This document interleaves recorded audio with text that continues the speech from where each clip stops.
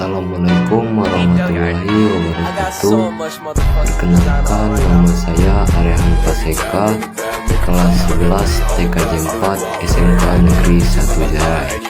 Saya akan menjelaskan tentang sejarah topologi jaringan dan macam-macamnya. Baiklah, langsung saja kita ke penjelasannya. Sejarah topologi jaringan.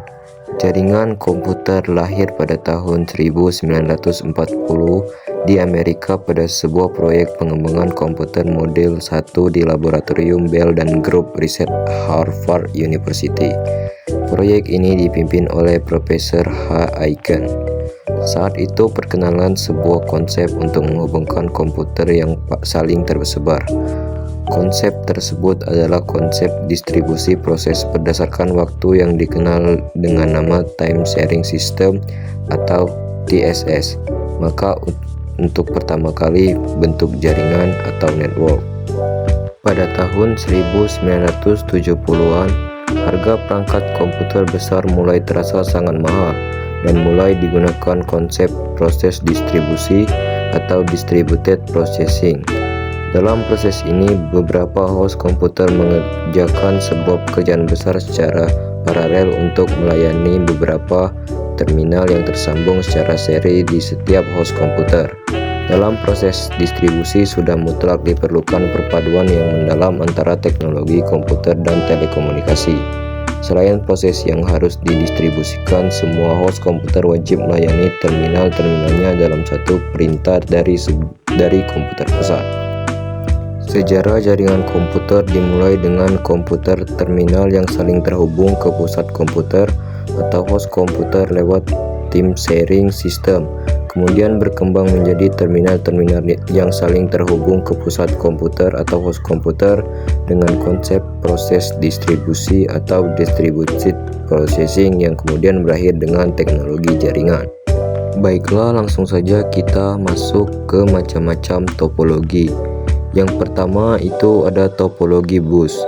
Topologi bus merupakan sebuah topologi yang menggunakan kabel tunggal sebagai media transmisinya atau kabel pusat tempat di mana seluruh klien dan server dihubungkan sehingga komputer atau jaringan lain dapat dengan mudah dihubungkan satu sama lain. Untuk yang kedua itu ada topologi star. Disebut topologi star karena bentuknya seperti bintang.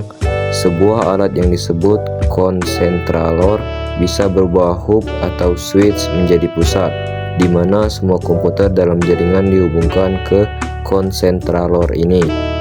Yang ketiga ada topologi ring. Disebut topologi ring karena bentuknya seperti cincin yang melingkar. Semua komputer dalam jaringan akan dihubungkan pada sebuah cincin. Cincin ini hampir sama fungsinya dengan konsentrator pada topologi star yang menjadi pusat berkumpulnya ujung kabel dari setiap komputer yang terhubung. Yang keempat adalah topologi tree atau topologi pohon. Topologi tree adalah kombinasi karakteristik antara topologi star dan topologi bus. Topologi ini terdiri atas kumpulan topologi star yang dihubungkan dalam satu topologi bus sebagai backbone. Komputer-komputer dihubungkan ke hub, sedangkan hub lain dihubungkan sebagai jalur tulang punggung atau backbone. Media transmisi merupakan satu kabel yang bercabang namun loop tidak tertutup. Yang kelima, topologi mesh. Topologi mesh adalah suatu topologi yang memang didesain untuk memiliki tingkat restorasi dengan berbagai alternatif rute atau penjaluran yang biasanya disiapkan dengan dukungan perangkat lunak atau software. Yang keenam adalah topologi peer-to-peer. Topologi peer-to-peer merupakan topologi yang sangat sederhana dikarenakan hanya menggunakan dua buah komputer untuk saling terhubung. Pada topologi ini biasanya menggunakan satu kabel yang menghubungkan antar komputer untuk proses pertukaran data. Yang ketujuh adalah topologi linier. Topologi linier atau biasanya disebut topologi bus beruntun. Pada topologi ini biasanya menggunakan satu kabel utama guna menghubungkan tiap titik sambungan pada setiap komputer. Dan yang terakhir adalah topologi hybrid. Topologi hybrid merupakan topologi gabungan antara beberapa topologi yang berbeda.